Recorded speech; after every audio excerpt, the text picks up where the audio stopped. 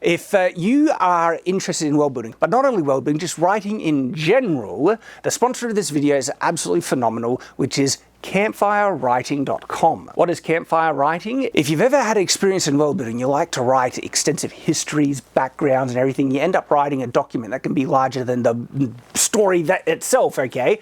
Because what are the kingdoms? What's the history? What are the important characters? What are the big events? What is the magic? What is the underlining laws that give the world purpose? All these things, and finding everything that you wrote down can be a maze. Well, campfirewriting.com is a program made to fix all that, where everything can become referenceable, where suddenly, oh, this is, you need the information on the kingdom, you go to that kingdom, all the information is there, or it has interactive maps, so you can get your map on there, but then you can have the important locations on it and you just click it, so it's fully interactive. You can have histories, you can have important character backgrounds, you can have important artifacts, magic, everything is there referenced. It's phenomenal. It really helps you just keep track of everything you're doing, and it can be implemented not just in writing your own stories, but also world building for role-playing games, for game development. It also has one of the most flexible payment structures you'll find, so that's absolutely phenomenal. It can be a one-off payment or really low monthly subscriptions, and you also pick the things that you want, the features that you want, so you don't have to get features that you would never use because it doesn't give you an option. You can use it online or locally on your desktop. You can back it up online. There are additional features like sharing features as well. And with campfirewriting.com, there are two awesome features that come with it, which is learn and explore. Through the learn feature, there are these brilliant articles that go through things like the writing process, world building process, everything to help you just get great information on how to make your world building explode and explore. You can make the world that you create, if you're world building, publicly accessible. So if you have like a playgroup in a role-playing game or something that you want all this history available, they can access it. You can make it publicly available, but also get feedback as well. So those two features are awesome. Comes with campfirewriting.com. I really recommend it. Absolutely phenomenal. Please do go check it out. And thank you to Campfire Writing for sponsoring this video. Shadowversity. Greetings, I'm Shad, and alright, Pop Culture Weapons Analysed. Oz brought this to my attention, and as he did, I realised, we should, because when I cut myself off, like halfway to, because I have a lot to say, and I want to get to the next thing I say, and I don't even finish my first sentence, I'm like, alright, there's a lot to say on this, and it comes up, I know it is in 40K, and Oz has these beautiful examples. Look at this. Zoom in, Oz. Get nice. He painted this. Well, he printed. Did you print this? No, that one's not printed. Yeah. So, but he painted it like great painting job, Oz. Thanks, Look at this. I love it. I don't have the patience for it, right? But I can. Man, that looks so cool. I'm one of those guys who would pay someone else to paint for me, and I know that's a controversial thing. Okay, angry Joe. Look, there's nothing wrong with it, okay? If people get the enjoyment out of the actual process, and but anyway, it looks very cool. But look at the power claw on this thing. That's something to speak about. And I do feel it comes up now and then in terms of the concept of big, monstrous claws, because like werewolves and stuff, big giant claws and things. So let's actually talk about the effectiveness of this type of weapon, where it might have some issues, but where it could excel in, and other things. We'll discuss it together to see how practical it really would be. There are of course, in all these Pop Culture Weapons Analysed videos, certain liberties need to be taken because the weight of these claws, like some of the size of them would be insane. You'd just be like, unless you had technology or you had super strength or there was an anti-grav thing. By the way, like those big giant power fists in Arcane, those have like anti-grav tech associated with them. And so, because when it breaks, she's like, when she can barely lift it. And so when they're on, they actually have a type of anti-grav, which... That's a cool thing to consider already, because anti-grav, right, if it reduces the weight, like in terms of reducing the effect gravity has on it, it doesn't reduce its mass. And so its punching force would actually be almost just as high, even if it was essentially weightless to you. This is what people misunderstand. Weight and mass is different. Weight is a property of gravity, but something still has as much inertial mass as it had before. And so if I made a car weightless, the amount of energy I need to exert to try and push it is almost the same. The only thing that you might get rid of is friction, but if wheels are made to try and overcome friction by the rotation, all that stuff.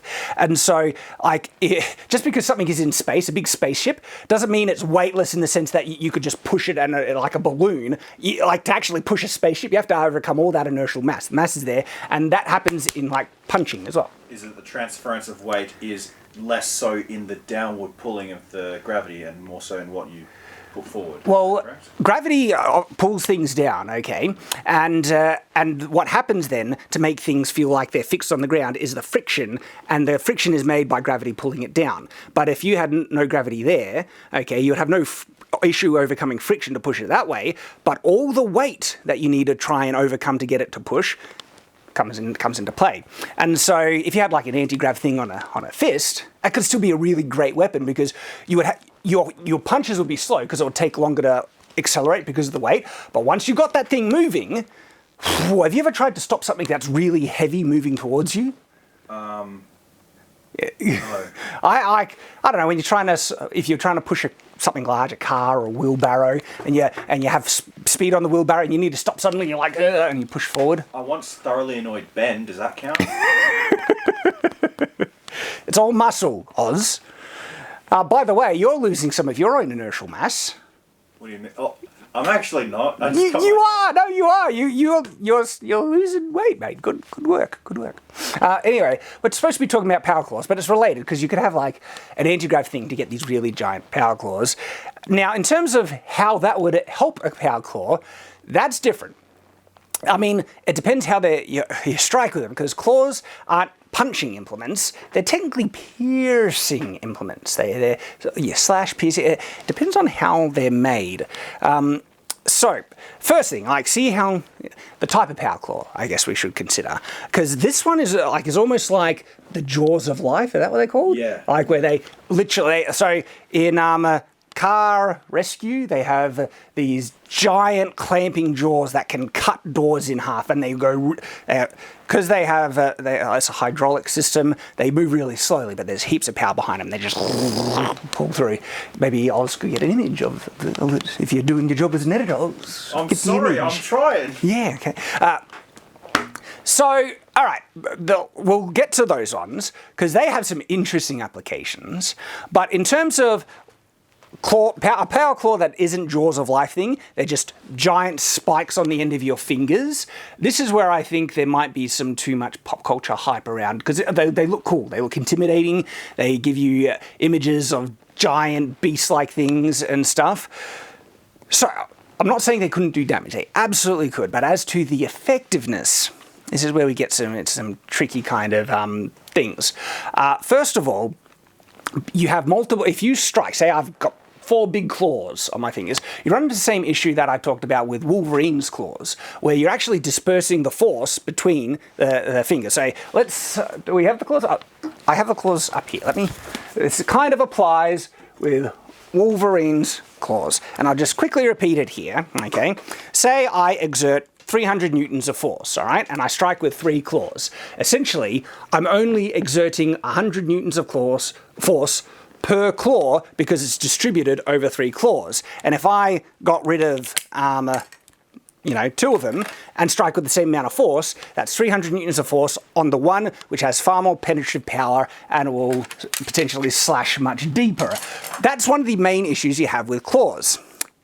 There is an interesting counter argument to try and say each individual claw has its own mechanical system to try and add more force in your fingers, and so depending on how muscular your fingers are, as you slash, you can try and push more force in with it, and you can't multiply the force from these fingers onto one finger because they're individual fingers, right? If you had like a system where you put your hand into one claw and you could push down with all fingers, then you'll multiply the force like that. But does that redeem it? I'm not sure, because one of the other things you need to consider is it a claw or is it a blade? Okay, if we're actually being honest and it's supposed to be a claw, it's not going to have a blade on the inside. It's just going to be more rounded with a spike.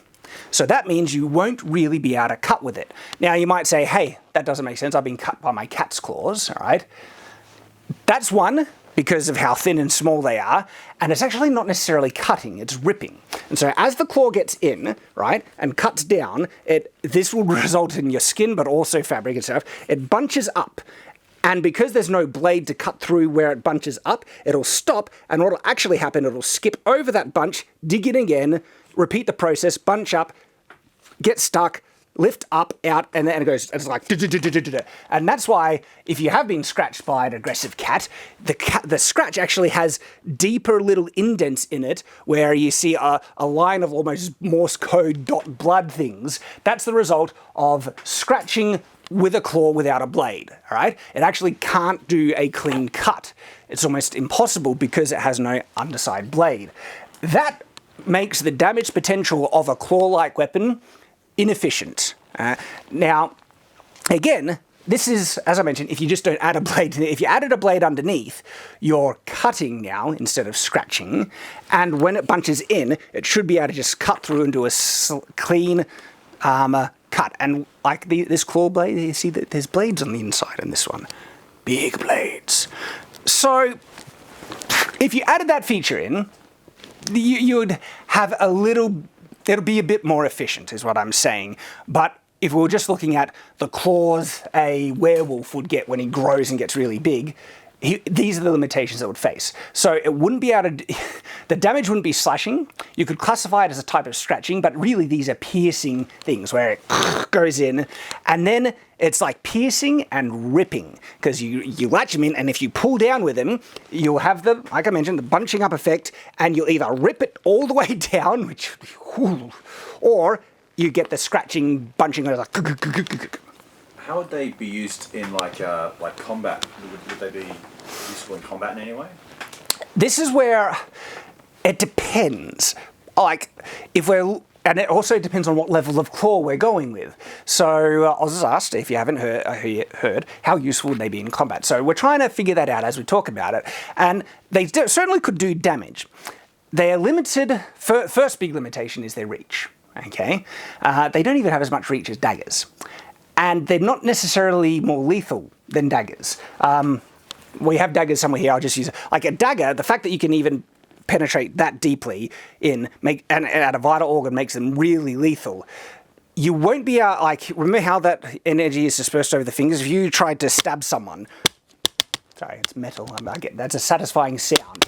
Metal brigandine. Anyway, you try and stab someone in. All the force is dispersed over each finger, and so they're not going to sink in any deeper. And even your ability to try and clench in and push it in further would be, as I look at it, I actually feel that would be far less than the concentrated force of one solid big claw that just goes, that you put all your force in. Well, it's kind of like that old saying, which implies, the use of it. You have to grab someone and sink your claws in. Yes, very nice. You have a spike. But like to grab someone and sink your claw. I'm a raptor. It's like sorry, I'll let you finish. But this is a much more efficient. Like if raptors just had I know raptors are the size of chickens and Jurassic Park is bullcrap. But anyway, if they just had giant claws like this, you can fob someone off. But yeah, I'm not. Look, I don't. I love you guys. I wouldn't. But sometimes when you have these, you just want to, even if you don't mean it. Anyways. That's the closest we'll ever get to swearing. But grabbing someone and sinking your claws in, like it's doom. Yes. There is this visceral kind of imagery of just doing in. But honestly, that's not as lethal as putting in a knife and then sinking the knife in and doing like that. So, all right, we're running into some significant limitations. So reach, if you had a fully gauntleted claw, I do see a certain interesting application in grappling.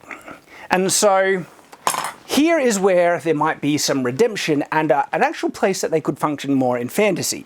Because when you think of an off-handed defensive tool, right, people often think of daggers, bucklers, and shields. What they don't realize is another thing that people just did was wear a gauntlet. They'd wear a gauntlet in their offhand as a defensive deflecting tool, and their sword here or out whatever weapon, and they would just deflect it. Now, sometimes even when they didn't even have their gauntlet and they had a leather glove, they would still do it. So in rapier fencing, one of the stances is like this. They'd have the rapier here, and the glove here, ready to slap aside the blade, and they'd risk getting cut, and sometimes you could get very seriously cut, but if you got a cut on your hand and that enabled you to win the duel, it's a fair trade, you'd take it, right?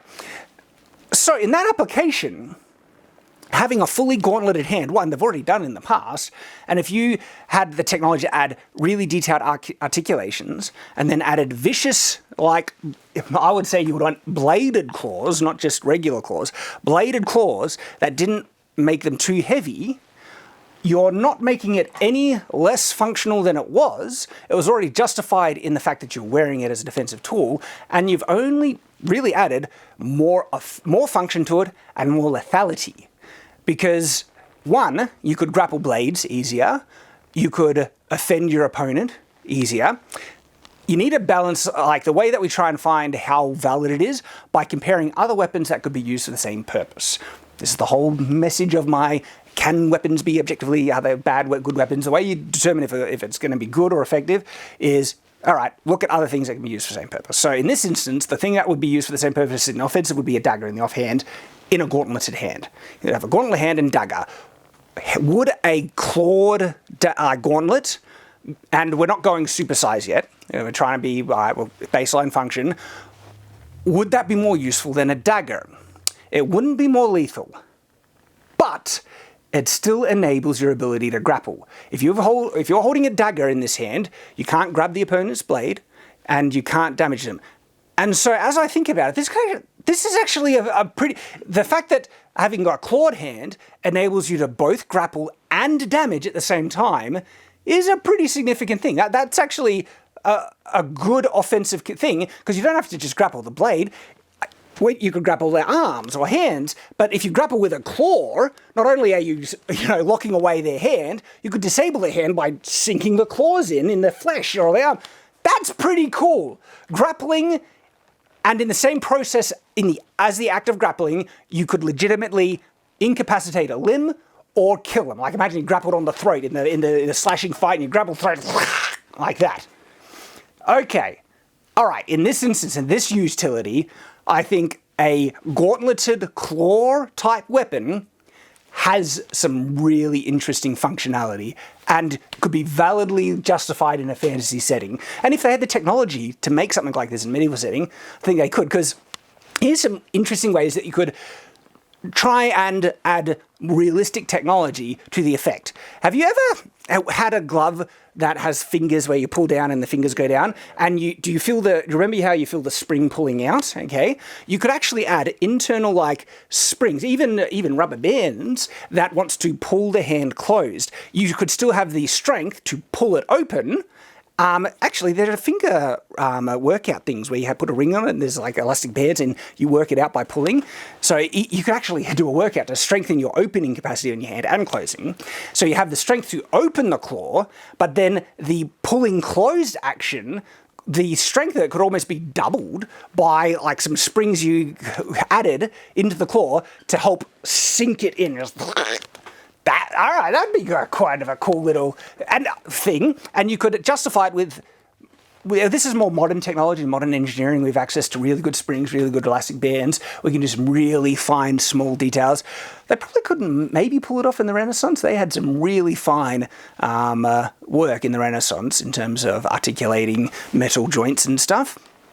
But because it's in the future and that Orc one's using hydraulics, if you look at it. Well, see, we'll get to the hydraulics. We're trying to do possible modern day technology, because the other option is actually having like tiny hydraulics that could help close it shut. Now that would be vicious, because imagine, that would be so dangerous.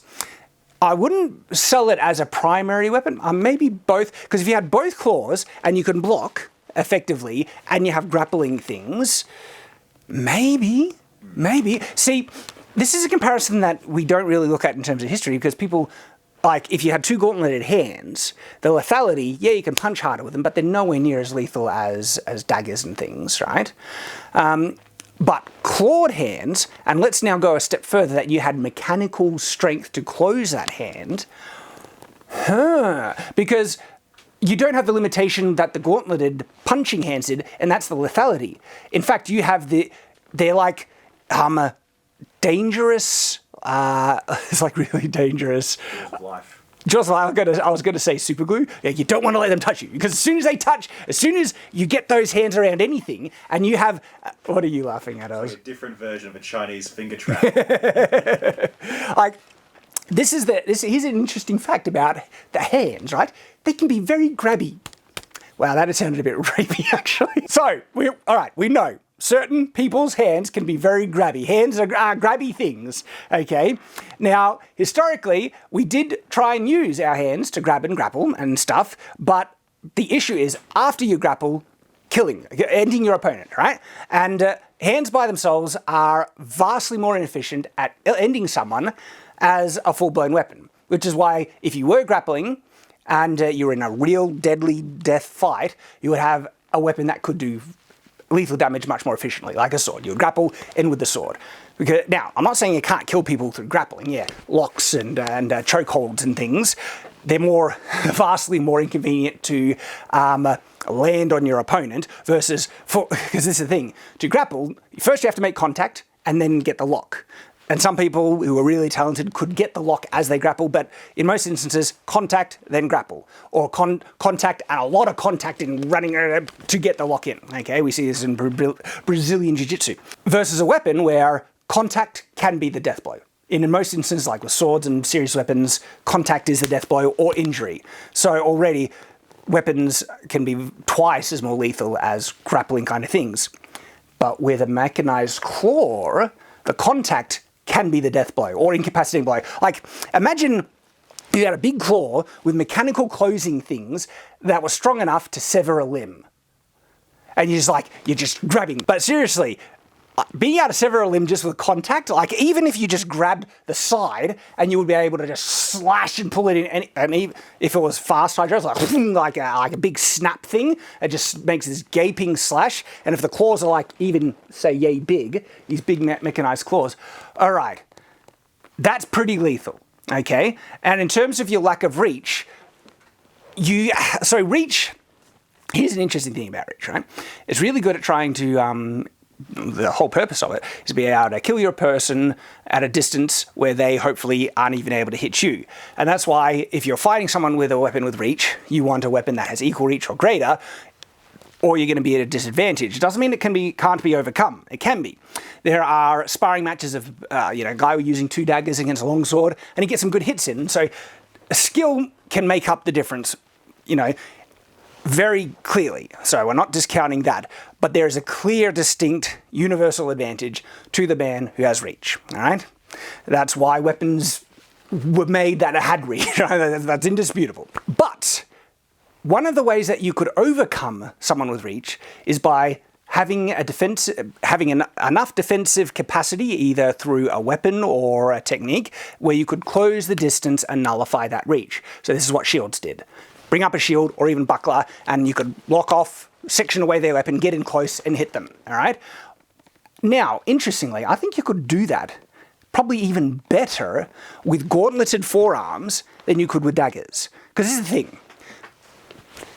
People, if you had a long sword, that enables you to block more ranges around your body better than gauntlets. But so gauntlets can still, like your forearms, can block a surprising wide range, but you wouldn't do that if you didn't have any protection on your forearms. And so for most combat, you don't see a lot of that because people aren't trying to lock off, unless they're wearing armor, they could do it. But even if they're wearing armor, they'd prefer the sword because the sword has a wider range and they can just take the hits anywhere over their whole body. So instead of trying to block your thigh, you just take the hit on your thigh because you're wearing armor. And so few people ever, to my knowledge, just wore 2 gauntlets, or braces that protect their forearms for the purpose of deflecting and defense. Because if you're going to go to that trouble, you just wear a shield or full armor or something like that. Batman did. Yeah, but we're talking about historical references here, Oz. I'm sorry, Batman isn't real. You don't know that. He's a ninja. He's hidden his existence. That's true. So if you're wearing like mechanized gauntlet things, you would obviously it would seem like a dumb thing to not just have protection on your forearms, and that, as we've seen in martial arts, can still do a wide range of defense. Okay, and I feel, especially too, might enable you to overcome weapons with reach. And I think you would have more defensive capacity on 2 protected, metal armored forearms than 2 daggers. And daggers have been able to close the distance against swords. It's difficult. You're at a disadvantage, but that disadvantage I think would be even less with protected forearms. And then if you just have those claws, look at them, I'm doing like a, Shaolin Kung Fu. You see the Jackie Chan movies where he does like, take a claw. It's all mostly flashy. That is very inefficient combat techniques. If you want proof, just have a look at traditional martial arts versus MMA. Whoa, what's the guy's the name? His name, but he's a hero. He's a great guy. We need to mention him now. It's Zhu Xiaodong. Zhu Xiaodong, you legend, revealing fake martial arts, left, right, and center, and gets ostracized and becomes a social pariah because people are offended and, all that stuff. You would probably, this is where those techniques where you present the fingers forward might actually have some validity, right? And you'd have the claws there ready to block and defend on the sides, close the distance, and you would rush them and just latch on. And if someone is desperate to latch onto you, there's very little you can do to prevent them apart from killing them or moving back, okay? Because, the way you have to grab both their wrists or something, drop your own weapon. Like, if you're holding a weapon, you can't really, because a weapon can block off one range of attack. It's very hard, okay? The problem that those types of attacks, like latching on attacks, have had in the past is that once you latch on, you don't necessarily kill them. You need to grapple them, choke them, everything, and the person might still have a weapon and they'll kill you in response. But like mechanized claws, as soon as you latch on, potential death. All right. Honestly, the mechanized versions, okay, this is separate to if you just had regular claws where you need your own strength to try and do damage and they can't penetrate deeply enough and everything. There are issues with regular clawed gauntlets that I think make him mostly inefficient, except for the, offhand blocking where you might be able to grapple, sink those claws in and everything. That has validity. But looking at mechanized versions that have the capacity to just chomp through anything, especially big ones, crazy, but let's say not kind of in the same design but not as huge, but had a mechanized closing thing. Wow. Those type of weapons are actually far more viable and dangerous than I initially considered as we break this down. These would be vicious and scary because you as soon as they grab onto you, you're going to be inches, like you could lose an arm and everything, and it's so hard to prevent that. Like you were saying before with the jaws of life, it's like having that, except there's 4 of them and they move very quickly. Very quickly. And so then if we go to the ridiculous oversized versions, okay, anti-armor, serious. If this armor that it says, these guys are wearing are strong enough, and credit to Oz, beautiful painting. Beautiful painting. That one. But still, look at the sword, dude. Close up. All right. If this armor had the capacity to prevent certain ballistic fire, right, actually defending it, which it can in 4K lore, right?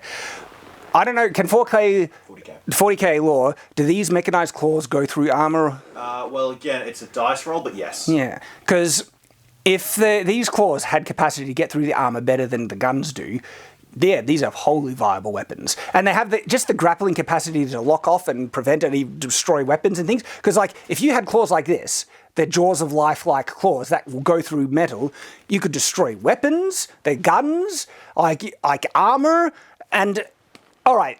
Yeah, these are crazy weapons. For weapon effectiveness in 40k, it depends. If you're a human, did you pray hard enough to the weapon? If you're an orc, are you deluded enough? Yes, you just have to believe. If the orc believes this claw will chop through anything, it will chop through anything. Paint it red, then it'll go really fast closed. There's accounts where the human robotics people will open up an orc machine and see a piece of paper with vroom vroom written on it. I love the orcs in 40k, man. They're so good. All right. Wow. Yeah. All right. Look, I think some of my doubt was validated if we just look at it, as I said, the limitations of your own hand strength. But that application of the offhanded defensive grappling, that's actually pretty cool. But when we ramp it up with some fantasy, even modern technology, you could get the closing mechanism on it pretty viciously. Like, it's interesting how fragile and squishy we are. Like, as soon as humans come into even just modern day machinery, it can be horrifyingly messy. Kick your toe, you're defeated. And so even with modern technology, you could develop a closing mechanized claw that, I don't want to give bad people any ideas, because that's horrifying stuff. Dude, if Al-Qaeda starts using mechanized claws, sorry, I'm just... Well, look, in reality, guns will still overcome it. Like, you know, I'm mostly analysing their effectiveness in melee combat. But if you had armor that nullified guns and these claws could get through armor, well, then, you know, you have something serious again. The weight could still be an issue. If we're trying to deal with modern technology and you added modern technology to the closing thing, it would still be pretty heavy. But we have exoskeletons are already being made in the modern day. There's even like a spring exoskeleton. Yeah, your arms just have to hang there, but when you lift them, they're like... Yeah, and based off like center of gravity management, something like that. It's incredible. There we go. Claws. What are they called again? The power claw. Power claws. Dude, so 40k, man. Like, so when we look at 40k, you think it's done with like chainsaw, and then we look at it, it's like. To be fair though, you put power in front of anything, it looks cool. I know, but with the actual effectiveness of some of these weapons, and I just find it interesting that. I was a doubter. Look a bit. I was doubter. Like, power claws, they seem a bit gimmicky, but when we... oh, boy, there we go. Can we get a wah? A wah! Wah! Let me know what you think in the comments below. Love to hear your thoughts. And as always, thank you for watching, everyone. I appreciate it. Hope to see you on the next video here on Shadowversity. So until that time, farewell.